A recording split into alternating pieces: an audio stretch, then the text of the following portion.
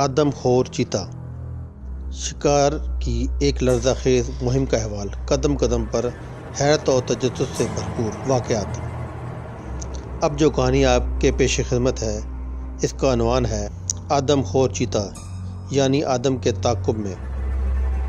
ان دنوں میں بنگلور میں تعینات تھا جب مجھے اطلاع ملی کہ 70 میل دور جنوب میں سنگم کے مقام پر ایک چیتا آدم خور ہو گیا ہے اور اب تک 20 انسانوں اور مویشیوں کو نوالا بنا چکا ہے۔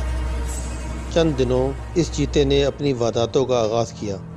میں اپنے فرائض منصبی میں اس قدر الجھا ہوا تھا کہ فی الفور اس طرف دھیان نہ دے سکا۔ اس دوران چند معروف شکاریوں نے اس چیتے کی بیف کنی کی اپنی سی کوشش کر ڈالی، مگر ناکامی ان کا مقدر ٹھہری۔ کوئی بھی درندہ آدم خور بن جانے کے بعد زیادہ دیر زندہ نہیں رہ پاتا اور جلد یا بدیر حضرت انسان کا شکار ہو جاتا ہے، مگر مذکورہ چیتے نے محاورتاً نہیں بلکہ حقیقتاً شکاریوں کو تکنیکا نہ نچا دیا۔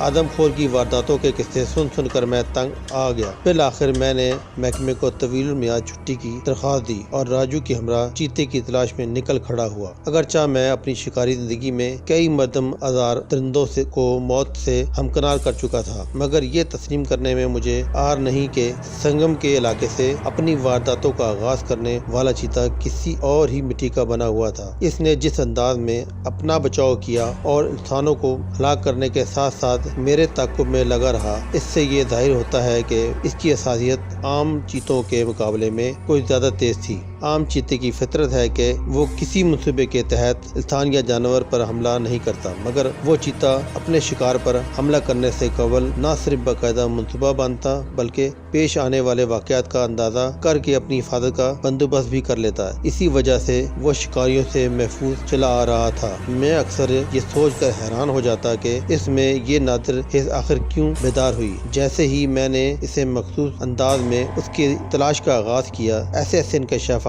ہوئے کہ میں ان گشت بدنداں رہ گیا۔ مجھے یقین ہے میری شکاری زندگی کا یہ باب آپ پڑھنے اور سننے کے بعد آپ بھی حیران ہوئے بغیر نہ رہ سکیں گے۔